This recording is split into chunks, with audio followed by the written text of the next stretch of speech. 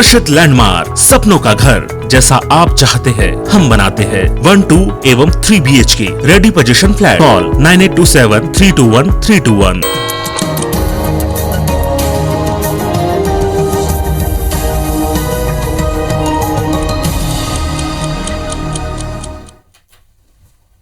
नमस्कार, good morning. मैं हूं आपके साथ आकांक्षा और आप देख रहे हैं IBC 24/7 की बड़ी बात में आप सभी का स्वागत है। इस बुलेटिन में सबसे पहले बात करेंगे आस्था के महासैलाब कार्तिक पूर्णिमा की।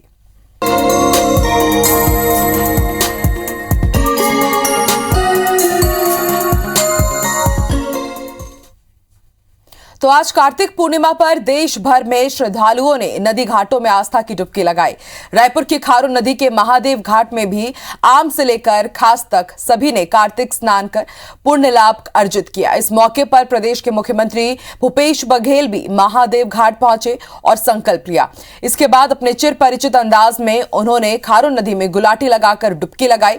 विधायक विकास उपाध्याय, पूर्व विधायक और दूधाधारी मठ के महंत राम सुंदर दास, मेयर एजाज जेबर और नगर निगम के सभापति प्रमोद दुबे ने भी स्नान किया। इसके बाद मुख्यमंत्री ने गंगा आरती में दीपदान भी किया और इसके बाद ठंडे पानी से स्नान के बाद परंपरा अनुसार मुख्यमंत्री ने अलाव के सामने गर्मा गर्म चाय और नाश्ते का लुत्फ उठाया। इस दौरान लोगों से उन्होंने बातचीत भी की। मुख्यमंत्री ने कहा कि कार्तिक स्नान का विशेष महत्व होता है। पुण्य मेला कई सालों से लगता आ रहा है।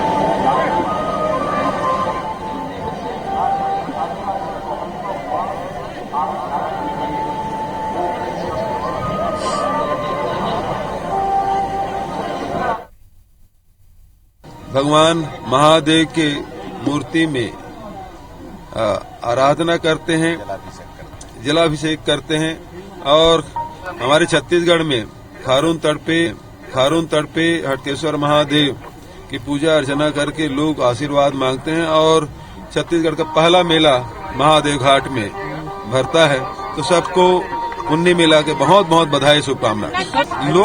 लोगों के नजरों में नहीं आ रहे थे, अन्यथा कार्तिक पुन्नी में तो सब लोग स्नान करने जाते थे और लगातार 3 वर्षों से मैं यहाँ आ रहा हूँ तो लोगों की निगाह में ज्यादा आ गया।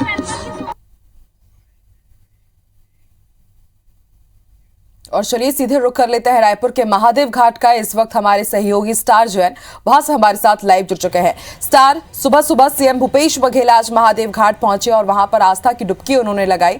अभी किस तरह का माहौल आप देख पा रहे हैं, कैसे नजारे, कितनी संख्या में भक्त वहां पर पहुंच रहे हैं, कितना उत्साह?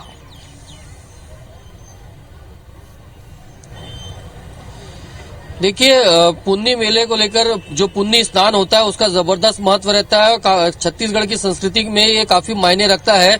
सुबह मुख्यमंत्री भूपेश बघेल 4 बजे करीब यहाँ पहुंचे और आस्था की उन्होंने डुबकी लगाई। अभी का आपको नजारा दिखाता हूँ पहले यहाँ कि महादेव घाट का क्या है। एक तो पहले तो इसका सौंदर्यीकरण इतना जबरदस्त किया गया है कि अब लोगों को आसानी से तट के दोनों तरफ, नदी के दोनों तरफ अब तट बना दिए गए, जिसके कारण दोनों तरफ से डुबकी लगाई जा सकती है।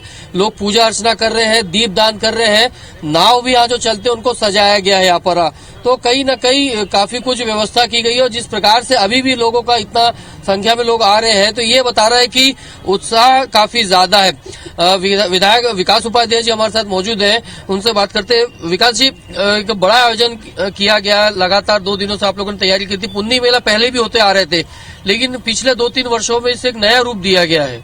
देखिए, 15 साल भारतीय जनता पार्टी की सरकार थी और कांग्रेस की सरकार, भूपेश बघेल जी की सरकार बनने के बाद यहाँ की संस्कृति, यहाँ के 30 त्योहार को विश्व स्तर पर प्रचारित और प्रसारित करने का काम यहाँ के मुख्यमंत्री ने खुद इसका बीड़ा उठाया और हमारा संकल्प भी है। ये ऐतिहासिक हटकेश्वर महादेव जी का मंदिर है, खारून नदी का तट है और यहाँ कार्तिक पुण्य मेला बहुत दिनों से, कई वर्षों से लग रहा है यहाँ पर होता है और श्रद्धालु यहाँ पर आते हैं, सैकड़ों की संख्या में मेला होता है, 3 दिवसीय मेला होता है। इसको कैसे ऐतिहासिक बनाएं, उसको लेकर हम लोगों ने रूपरेखा तैयार की थी 3 साल पहले और उसको ऐतिहासिक बनाने का दोनों तट पर व्यवस्थाएं की, लोगों को कोई असुविधा मत हो उसकी व्यवस्था की। स्वयं मुख्यमंत्री देश के किसी भी कोने में हो वो जरूर इस दिन यहाँ पर आते हैं, श्रद्धालुओं के साथ स्नान भी करते हैं और उनके साथ बैठकर बातचीत भी करते हैं। आज भी एक बड़ी घोषणा उन्होंने की, इसको रिवर फ्रंट की बड़ी घोषणा उन्होंने की है, जिससे यहाँ के रायपुर राजधानी और दुर्ग जिले, मैं समझता हूँ कि पूरे प्रदेश के लोगों को इसका फायदा मिलेगा, एक आकर्षण का केंद्र भी बनेगा ये महादेव घाट और हटकेश्वर महादेव जी का मंदिर, खारून नदी का तट। ये मुझको लगता है कि आकर्षण का केंद्र भी बनने जा रहा है। आस्था की डुबकी काफी लोग लगाते हैं यहाँ पे, और आपसे जानना चाहेंगे कितना महत्व इसका रखते हैं, क्या मायने रखते हैं, और आज से मेलों की शुरुआत हो जाती है छत्तीसगढ़ में, ऐसा कहा जाता है। कहा जाता है कि जो ये कार्तिक पूर्णिमा है, इस दिन को देवताओं की दिवाली मानी जाती है। तो यहाँ जो दीपदान करने की जो इसमें जो प्रथा है, उसको बहुत ही पवित्र और बहुत ही महत्वपूर्ण माना जाता है। तो यहाँ पे काफी महिलाएं उपस्थित हुई, उन्होंने स्नान किया और दीपदान किया। स्मार्ट सिटी से आशीष जी हमारे साथ है। एक बड़ी चुनौती थी आप लोग के सामने, क्योंकि तट को साफ सुथरा रखना, स्वच्छता बनाए रखना, और साथ ही जब लोग यहाँ पूजा अर्चना के लिए आए, अक्सर देखा जाता था कि तटों पर पूजा अर्चना के बाद थोड़ी गंदगी फैल जाती थी, उसको बनाए रखना भी आप लोग की चुनौती थी। उसको कैसे प्लानिंग की और ओवरऑल क्या कहेंगे? देखिए, छत्तीसगढ़ सरकार का शुरू से ये रहा है कि जो भी हमारी सांस्कृतिक विरासत है उसको सहेजने और संवारने का काम करें। और आज जो ये आयोजन हुआ है पुन्नी मेला से, छत्तीसगढ़ के पहला जहां से मेले की शुरुआत होती है, और यहां से और महादेव घाट का एक अपने एक ऐतिहासिक आस्था का एक प्रतीक रहा है शुरू से, और उसके लिए एक शुरुआत हुई थी पिछले 3 साल से। लास्ट ईयर कोरोना के कारण से थोड़ा सा उसको छोटा स्वरूप दिया गया था, लेकिन मुख्यमंत्री जी पिछले 3 साल से लगातार यहां पर आ रहे हैं, और चूंकि स्थानीय विधायक विकास उपाध्याय जी उस पर पूरी संजीदगी से और उस पर कोशिश करते हैं कि इसको जितना भव्य स्वरूप दिया जा सके वो दे। और इस बार संस्कृति विभाग, जनसंपर्क विभाग, नगर पालिक निगम रायपुर स्मार्ट सिटी, इस तरह से तमाम विभाग इसका मिलकर काम कर रहे थे। लगभग कितने लोगों की आप लोगों ने व्यवस्था की थी कि लोग एक बार में आसानी से आए और आस्था की डुबकी लगा सके? ऐसी कुछ प्लानिंग थी कुछ? कल रात से यहाँ करीब 5000 से भी ज्यादा लोग यहाँ पर जो सांस्कृतिक संध्या थी उसमें शामिल हुए, पूरी रात उस पे थे। और हम ये मान के चल रहे थे कि जब ब्रह्म स्नान का समय होगा तो करीब 4 से 5000 लोग डुबकी लगाएंगे। और जो हम सुबह से देख रहे हैं, लगातार लोगों का आना जाना है, और वो संख्या भी हम यहाँ पार कर चुके हैं, ऐसा लग रहा है। देखिए, सुबह 4 बजे से स्नान की शुरुआत हुई थी, और जैसा मैं पहले कह रहा था, अभी भी आप देखेंगे तो लोग अभी भी घरों से निकल के आ रहे हैं और आस्था की डुबकी लगा रहे हैं, पूजा अर्चना कर रहे हैं। और जैसे दीपदान का बताया गया था कि देवों की दिवाली है और इसका काफी महत्व रहता है, तो वो दीपदान भी यहाँ पे किया जा रहा है। और जो नाव है उनको भी सजाया गया है, ताकि जो नदी के बीच में जाकर यहाँ पर दीपदान करना चाहे तो वो भी कर सकते हैं। तो कुल मिलाकर जो व्यवस्थाएं सरकार की तरफ से की गई थी, एक छत्तीसगढ़ी परंपरा को बढ़ावा देने के लिए, उसका परिणाम सामने नजर आ रहा है कि जो पुन्नी मेला, जो काफी पुराना प्राचीन मेला है, आज वो एक नए स्वरूप में और भव्य स्वरूप में, जिसकी पहचान, जिसकी गूंज पूरे देश में आज देखने को मिल रही है। जी बिल्कुल स्टार, 2 साल के इंतजार के बाद एक बार फिर से कार्तिक पूर्णिमा के मौके पर खास आयोजन किया गया आज महादेव घाट में, और आस्था की जो अनुपम छटा है वो देखते ही बनी। शुक्रिया स्टार पूरी जानकारी देने के लिए। तो आज आस्था का महासैलाब देखने को मिला है महादेव घाट में, और सिर्फ महादेव घाट में ही नहीं, कहा जाता है कि कार्तिक पूर्णिमा के दिन किसी भी पवित्र नदी में अगर आप पहुंचते हैं, वहां पर आस्था की डुबकी लगाने के लिए, स्नान करने के लिए, तो आपके जितने भी पाप हैं वो पुण्य पे तब्दील हो जाते हैं, और उसके बाद आपको बहुत पुण्य मिलता है। बड़ी खबर आपको अंबिकापुर से बता दें, अंबिकापुर में भी आस्था का महासैलाब देखने को मिला है।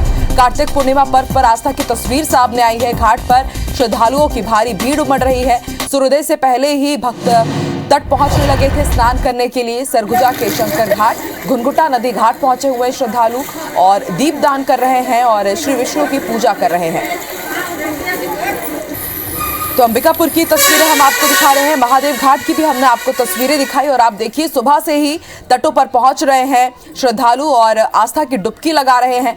सूर्योदय से पहले स्नान का आज खास महत्व माना जाता है, और कहा जाता है कि सबसे ज्यादा जो महत्व दिया जाता है वो गंगा नदी में स्नान का दिया जाता है, लेकिन जहां पर गंगा नदी नहीं है, खारून नदी में लोग जाकर के डुबकी लगा रहे हैं आस्था की। इसके साथ ही नर्मदा मैया के भी दरबार पहुंच रहे हैं लोग, और इस वक्त हम आपको अंबिकापुर की तस्वीरें दिखा रहे हैं। सूर्योदय से पहले लोग तटों में पहुंचे और घाट में जाकर के उन्होंने आस्था की डुबकी लगाई है। सरगुजा के शंकर घाट और घुनघुटा में बड़ी संख्या में भक्त पहुंच रहे हैं स्नान करने के लिए।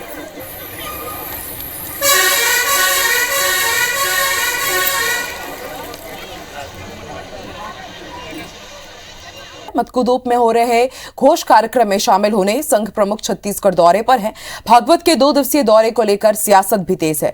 कांग्रेस के प्रदेश प्रभारी पीएल पुनिया ने भागवत के दौरे पर तंज कसते हुए कहा कि बीजेपी की जमीन खिसकती देख मोहन भागवत सक्रिय हो गए हैं, जिस पर बीजेपी ने पलटवार करते हुए कहा है कि कांग्रेस का आकर्षण खत्म हो गया है, इसलिए वो भी घबराई हुई है।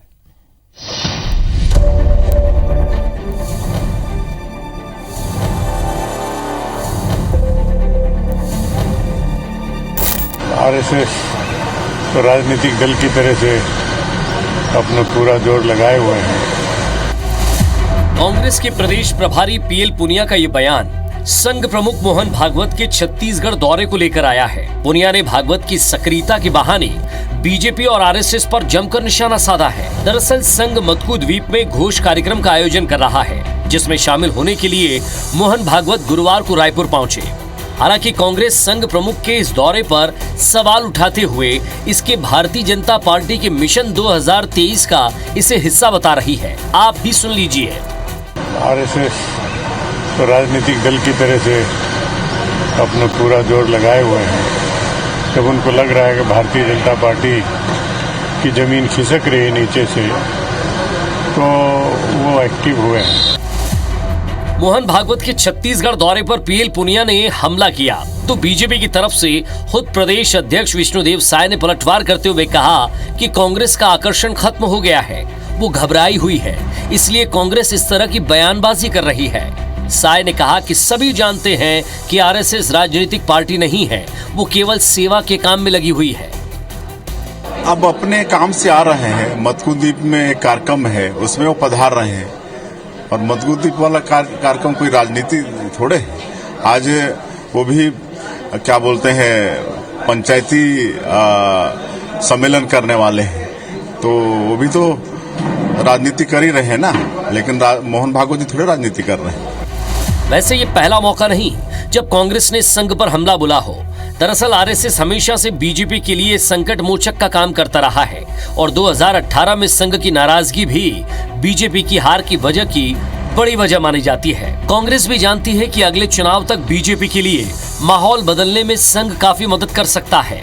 बहरहाल बीजेपी नेता लाख सफाई दे, लेकिन सच तो ये है कि मोहन भागवत जिस घोष कार्यक्रम में शामिल होने के लिए छत्तीसगढ़ आए हैं, उसका आयोजन मुंगेली जिले के मटकुद्वीप में हो रहा है, जहां बीते कुछ सालों में सबसे ज्यादा धर्मांतरण के केस सामने आए हैं। और बस्तर में चिंतन शिविर के बाद बीजेपी जिस तरह से पूरे प्रदेश में धर्मांतरण के खिलाफ मुहिम चला रही है, ऐसे में भागवत के दौरे पर कांग्रेस का सवाल जायज लगता है। लेकिन सवाल यह है कि क्या वाकई संघ बीजेपी के एजेंडे पर काम करता है? इसके अलावा छत्तीसगढ़ में बीजेपी की खिसकी जमीन को भागवत कैसे मजबूती देते हैं, ये भी बड़ा सवाल है। राजेश मिश्रा, IBC 24, रायपुर। बड़ी खबर आपको बता दें, मध्य प्रदेश में अब मेट्रो का काम धीरे धीरे रफ्तार पकड़ेगा। बड़ी खबर भोपाल से आपको बता दें, सीएम शिवराज सिंह चौहान आज भूमि पूजन करने वाले हैं। 8 मेट्रो स्टेशनों का वो भूमि पूजन करेंगे। 426 करोड़ की लागत से ये मेट्रो स्टेशन बनाए जाएंगे। तो वहीं 26 नवंबर को सीएम शिवराज सिंह चौहान इंदौर जाएंगे और वहां पर मेट्रो डिपो का भूमि पूजन करेंगे। तो भोपाल इंदौर मेट्रो प्रोजेक्ट के काम में तेजी लाने के लिए आज मेट्रो स्टेशन का भूमि पूजन किया जाएगा। सीएम शिवराज सिंह चौहान आज भोपाल में भूमि पूजन करने वाले हैं और फिर 26 नवंबर को वो जाएंगे इंदौर और इंदौर में भी मेट्रो डिपो का भूमि पूजन किया जाएगा। तो भोपाल इंदौर मेट्रो प्रोजेक्ट के काम में तेजी लाने के लिए सरकार ने प्रयास तेज कर दिए हैं। सिलसिले में भोपाल में पहले चरण के लिए तैयार हो रहे रूट के मेट्रो स्टेशन बनाने की शुरुआत आज से होने वाली है। सीएम शिवराज सिंह चौहान भोपाल और 26 नवंबर को इंदौर के प्रोजेक्ट का भूमि पूजन करेंगे। भोपाल मेट्रो प्रोजेक्ट के पहले रूट पर 421 करोड़ रुपए से 8 मेट्रो स्टेशन बनेंगे। खबर है कि भोपाल के 8 मेट्रो स्टेशन में से रानी कमलापति रेलवे स्टेशन के सामने बनने वाले मेट्रो स्टेशन का नाम रानी कमलापति के नाम पर ही सरकार रखेगी।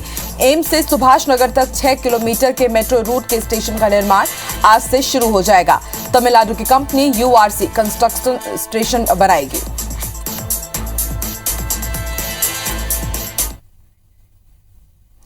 चलिए और ज्यादा जानकारी के लिए सीधे रुक कर लेते हैं भोपाल का। बात करेंगे हमारी सहयोगी नीलम से, जो इस वक्त हमारे साथ लाइव जुड़ चुकी है। नीलम, मेट्रो प्रोजेक्ट में मध्य प्रदेश में और भी तेजी लाई जा सके, इसके लिए आज भूमि पूजन होने वाला है और मेट्रो स्टेशनों का आज से भूमि पूजन हो जाएगा और उसके बाद एक अलग ही रफ्तार देखने को मिलेगी। सीएम शिवराज सिंह चौहान आज इस कार्यक्रम में शामिल होंगे, क्या कुछ रूपरेखा रहेगी?